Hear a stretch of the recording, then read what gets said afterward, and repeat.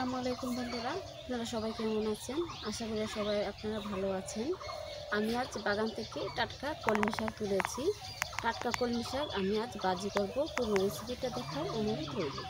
আমি কলমি শাকের পাতাগুলাতে প্রথমেই আমি খুব সুন্দরভাবে দেখে নিয়েছি পোকামাকড় আছে কিনা। না, দেখুন, দেখতে খুবই সুন্দর, একদম জ্বালা জ্বালা পাতাগুলা। এখন আমি খুব সুন্দরভাবে বটির সাহায্যে এভাবে টুকরো টুকরো করে কেটে নিচ্ছি। অবশ্যই কলমি শাক কাটার সময় দেখতে হবে পোকামাকড় আছে কি না। পোকামাকড় নেই, সেজন্য আমি খুব সুন্দরভাবে এভাবে দেখে দেখে কেটে নিচ্ছি। এই যে, আর যে পাতাগুলা একদম চিরা চিরা পোকা খাইছে সেই পাতাগুলো আমি বটি দিয়ে এভাবে সুন্দরভাবে কেটে নিচ্ছি, আর ভালো পাতাটা রেখে দিচ্ছি।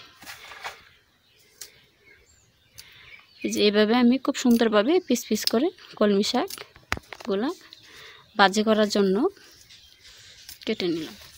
বাগানের টাটকা কলমি শাক ভাজি করার জন্য আমার যা যা উপকরণ দরকার, ধুয়ে নেওয়া খুব সুন্দরভাবে আমি পিস পিস করে ধুয়ে নিয়েছি কলমি শাক, কাটি সরিষার তেল, পেঁয়াজ কুচি, কাঁচামরিচ কুচি, রসুন কুচি এবং লবণ। আমি আজ মাটির চুলায় কড়াইয়ে খুব সুন্দরভাবে পালং শাক ভাজি করব।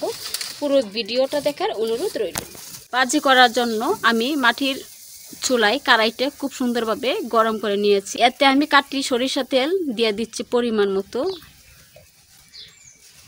এখন দিয়ে দেব পেঁয়াজ কুচি, রসুন কুচি, কাঁচামরিচ কুচি, হাফ চামচ লবণ। এখন আমি খুব সুন্দরভাবে নেড়ে চেড়ে নেব। এখন আমি গরম তেলের সঙ্গে পেঁয়াজ কুচি, কাঁচামরিচ কুচি খুব সুন্দরভাবে নেড়ে চেড়ে মিক্সড করে দিচ্ছি। কচি কলমি শাক ভাজি করার জন্য আমি পরিমাণ মতো দিয়ে দিয়েছি কাটি সরিষার তেল, রসুন কুচি, পেঁয়াজ কুচি এবং কাঁচামরিচ কুচি। এভাবে আমি বেশ কিছুক্ষণ নেড়ে চেড়ে পেঁয়াজ কুচি, কাঁচামরিচ কুচি এবং রসুন কুচি একদম লালচে বর্ণের বা বাদামি বর্ণের করে নেব।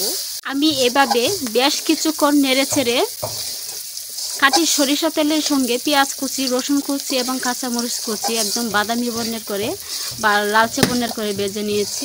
কলমি শাকের কুচিগুলা আমি এখন গরম তেলে দিয়ে দেব।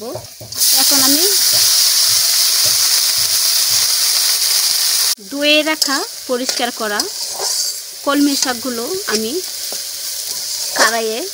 গরম কড়াইয়ে দিয়ে দিলাম এবং আমি একটা ছুরির সাহায্যে বারবার নেড়ে চেড়ে নিচ্ছি। আর হ্যাঁ, আর একটা কথা অবশ্যই মনে রাখতে হবে, যে কোনো শাক ভাজি করার সময় ঢাকনাতে রাখা যাবে না।